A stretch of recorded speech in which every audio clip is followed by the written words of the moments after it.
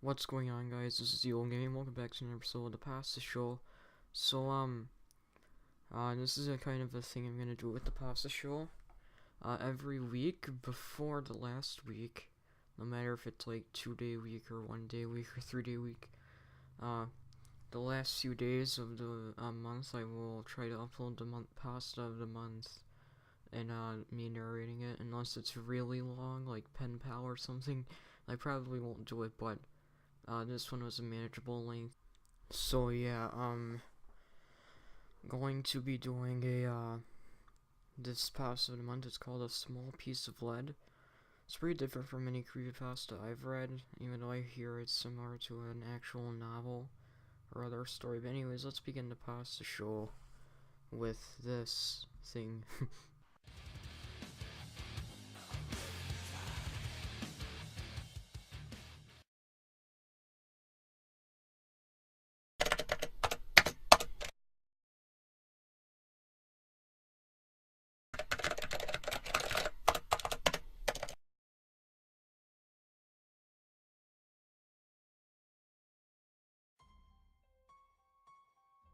It was such a small thing, insignificant in the grand scheme of things. It was hardly worth any focus or attention. Enough about me though, and the bullet was small too, in a different sense I guess. To be honest, I didn't even feel it when it tore through my chest. The first thing I noticed was the damage it had done to my book. I'd been walking down the street reading the last few pages of Dead-Eye Dick.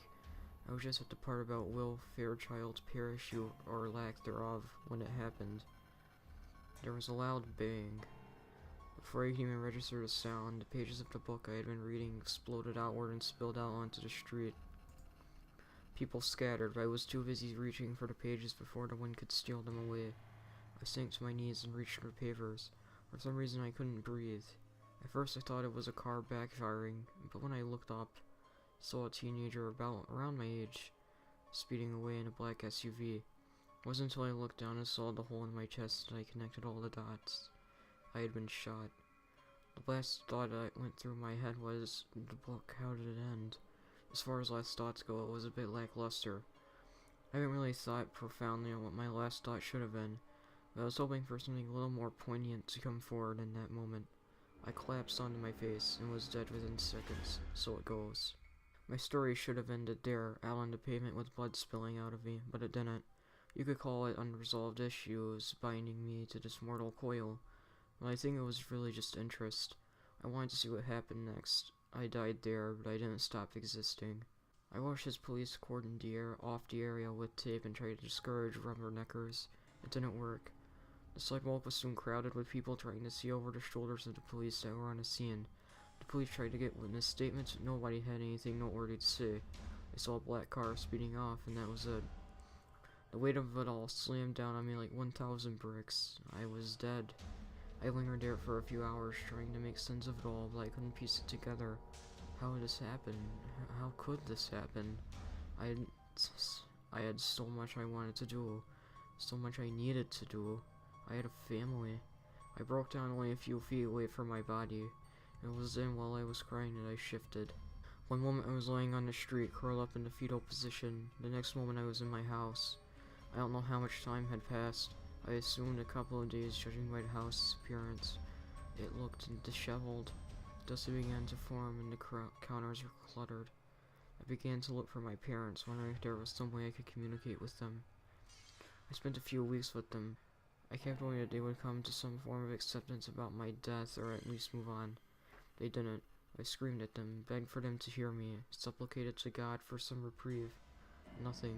I could only watch them as they attempted to cope with the loss of their only son. My dad, who was always such a quiet man, was now belligerent. The smallest thing seemed to set him off. A call during dinner, a stupid plot twist on a television show. Even something as small as stubbing his toe on the coffee table resulted in a violent outburst. He shouted, spat, and cursed. He was so angry at everything, at the world, at himself. There was nothing left of him except a seething mass of anger at the injustice of the world. My mom was even worse. It was as if the bullet that tore through my chest had pierced her heart as well. She moved around the house with sunken eyes that were bloodshot, afraid to set off my dad. She tried to keep herself together around him, but it was obvious to both of them that she was nowhere near okay. She cried and spent most of her free time in my room, curled up on my bed and weeping. My room had become a shrine, with my mother being the only supplicant. Nothing in my room was touched. Nothing was moved. She spent hours crying into my bedspread when she knew my dad was out. It served as a monument to her all-encompassing sadness. I tried so hard to make my words reach her, but they were as insubstantial as the wind. I wanted to tear apart my room, hurl my Vonnegut books against the wall, anything to ease some of my frustration, but there was nothing I could do. There was nothing I could do. There was nothing. I left him a few days later. I couldn't stand to be in that mausoleum any longer. I couldn't see my father spend another day consumed by his rage at the injustice of the world, or another night of my mother crying herself to sleep, curled up with the toy I used to play with. I couldn't bear another second with them as they spiraled into depression. Call me weak if you want, but my only option was to run. I couldn't help them, and I had no intention of seeing them self-destruct. It was then that I made up my mind about what I needed to do. I could visit my friends, but chances were good that it would only make me more depressed. I could visit the girls I had a crush on and never told, but what would be the point of that? I had to find him. I had to find the man who shot me from that black SUV and left my parents emotionally crippled. At the time, I didn't know what my intentions were, but now I think I knew what I wanted to happen all along. I wanted justice. I wanted retribution. It didn't take too long to find him. I don't know if it was some bond we shared or just dumb luck. I mused to myself that Vonnegut must have been right when he proposed the Vulcanist idea of a Keras in his book Cat's Cradle. This man and I were intrinsically linked. As soon as I saw him, I knew that I would be there until the day he died. He looked nothing like I imagined. If anything, he was younger than I was. He looked like he wasn't a day over 16. He even had acne, for God's sake. He was thin and lived in an apartment complex with his mother. She was a single mom, so she spent most of her time at work, giving him free rein of their tiny apartment. Spent most of his time in his room listening to rap. I spent most of the day watching him in confusion. How could this teenager have killed me? For what reasons did he have to pull the trigger? I spent my first week there, following him everywhere and watching him, waiting to see some form of remorse or regret for his actions. He gave no indication that my death had impacted him in any way. He hung out with his friends, who looked like a bunch of suburban teenagers playing at being gangsters. There was one interaction that has been burned into my memory. He had a friend over, and they were both in his room, crowded around his window, taking turns passing a joint back and forth. With each inhalation, both erupted in a flurry of coughs, betraying their obvious attempts to mask their inexperience. When they were both sufficiently stoned, his friend started on him about to drive by. How would it feel to pull the trigger? Come on. A statement made awkward considering they were both lily white. It was just a twitch of the finger and nothing more. But you couldn't get caught. I mean, you killed. My murderer interrupted. Cops ain't gonna do just another drive-by. Just another typical Sunday. As for the punk I cabbed, his dumb was in the wrong place at the wrong time. It was all part of initiation, right? Now the others will know we're serious. That was the end of it. They tried the best to air the pot smell out the room, but the words he spoke hung around me like a malicious miasma. His words echoed around in my brain, beating and tearing into me. I made myself a promise as I stood watching them joke and laugh. I would return the favor. I would drill my words into him like a stake through the chest. Every night as he lay in his bed, I glided up to his sleeping form. I bent down and whispered in his ear. I whispered of the horrible fate that awaited him. I murmured my murderous machinations to him throughout the night. I intimated my intentions of what I was going to do to him once he died and entered my plane of existence. I was going to tear him apart limb from limb and piece by piece. I was going to turn his afterlife into hell because I couldn't impact him in this life. I whispered throughout the night to his sleeping form. Much like my previous attempts at communication, it failed.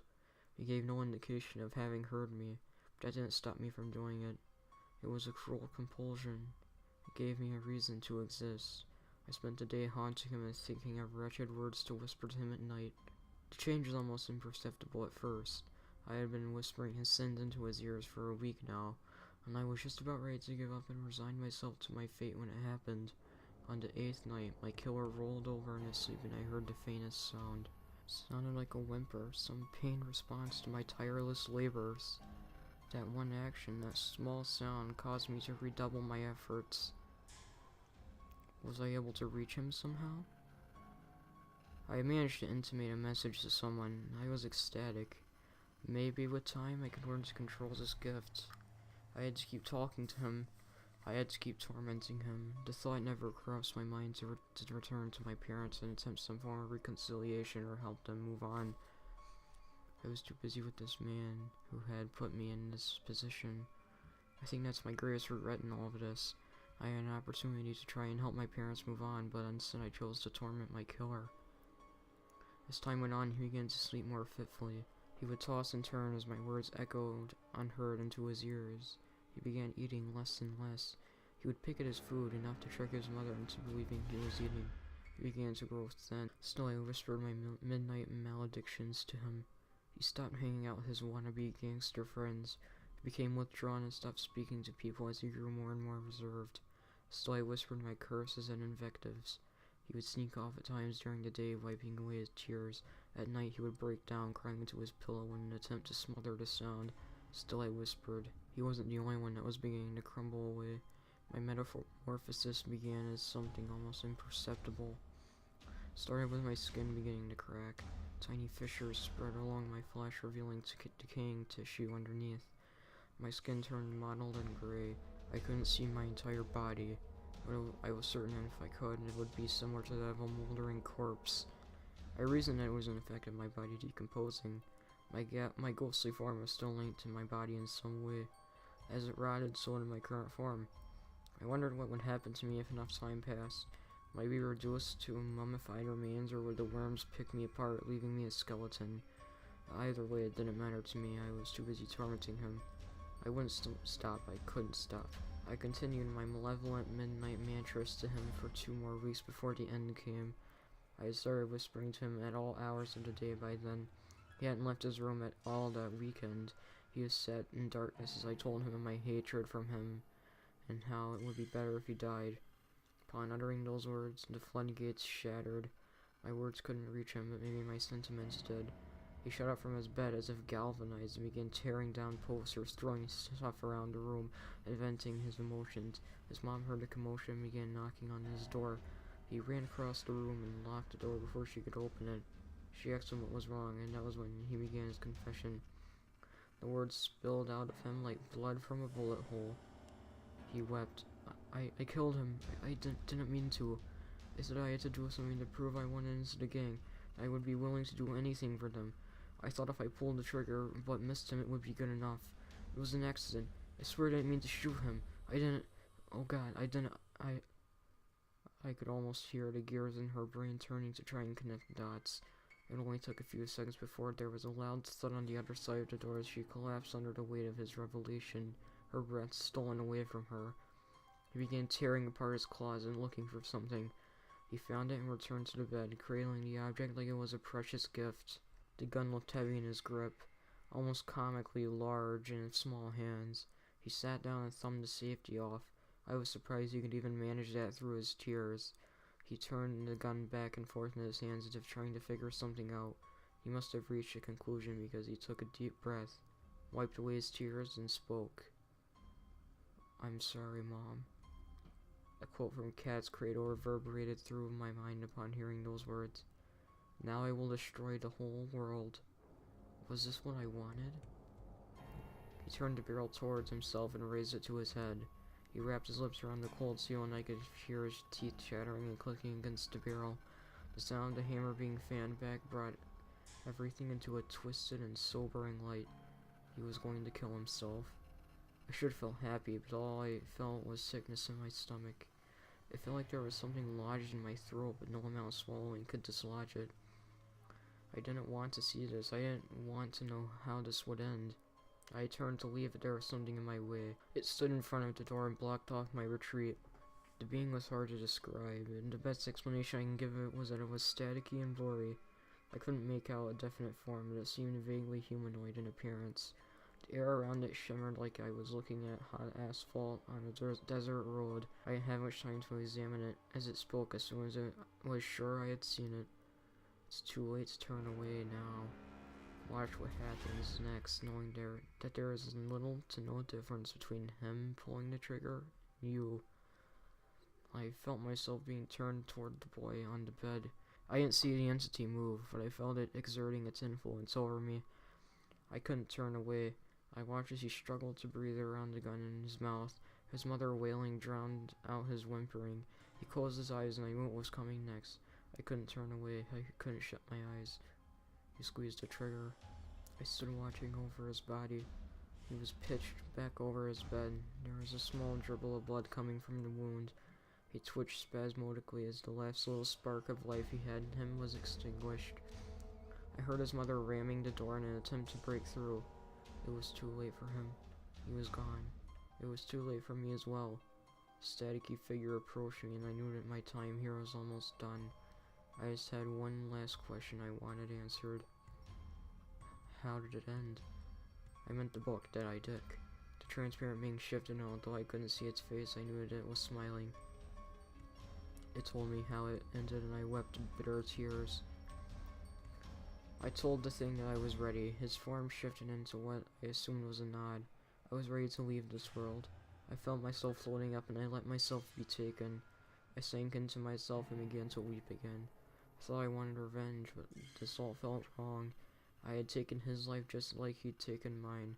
The only difference between us was intention. He hadn't meant to kill me. I had. The being tried to carry me, but it wasn't long before I felt myself sinking. My soul was far too heavy to be carried. I wish I could say that the years passed by in the blink of an eye, but that wouldn't be the truth. They dragged by slowly. I suffered under each crawling hour. I filled the first few years watching my parents, unable to do anything as they self-destructed. I thought the news of my killer's confession would bring some form of solace to them, but it didn't. If anything, it only made matters worse. My father began drinking himself into oblivion. He would stay out at all hours of the night and wouldn't return home until he could barely walk. Sometimes he would pick a fight in a bar in an attempt to forget about what happened to me. It never worked. His last moments were actually in the alley behind the bar 4 years after my death. He picked a fight with a kid who he unjustly blamed for his shortcomings. The man laid him out in the alley with a single punch and left him there. As he was face first on the concrete, he drowned on his own sick. My mother's end was no better. The news of my father's death was too much for her. She survived a few months after his death, but her heart wasn't in it. She swallowed a bottle of pain medication left over from an old surgery.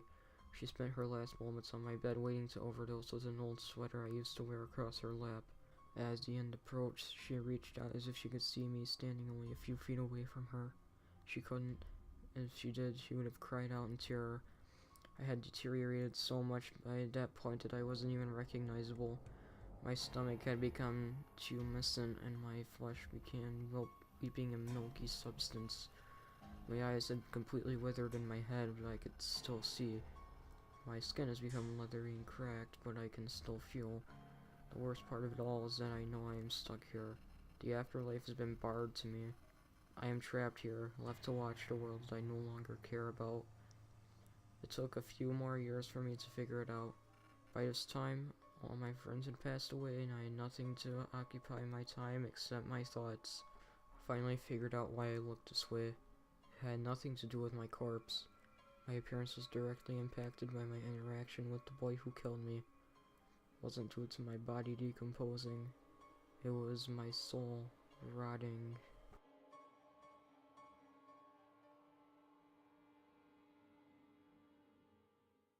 Alright, well, one thing I want to mention, yes, I will put the 2 quotes that were in this story. I believe they were both from a Vonnegut book. Yeah, they were. Oh my goodness, this creepypasta was just amazing. One thing is the language they used was really good. I really liked the words. I mean, you may not know what they are on first glance, but sorry. But when you like figure out what the words mean, they're actually, you realize that they were really good. It's really good language.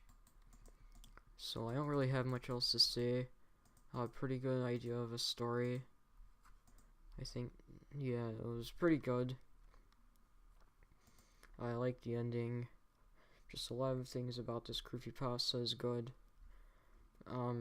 pretty reasonable length. It wasn't too short, wasn't too long, and it was just it was really depressing, but nonetheless, I guess it was also a bit disturbing, which is what a creepypasta is supposed to do. So that's it for this episode of the Pasta Show. Hope you enjoyed. Link below if you want to read this story. It's really good to read it just by yourself. Yeah, if you like this video, please hit that like button. If you like the series or another series on my channel, please hit that subscribe button or say cheeseburger. See you guys next time. Leave in the comments if there is a certain creepypasta you would like me to read. Be sure it's not too cliche, or aka make sure it's not a troll pasta. And make sure that it is not an overused one that people have read like thousands of times. And I'll see you guys on the next episode of Pasta Show. I guess that last thing doesn't apply because I read Jeff the Killer, but Pasta Show.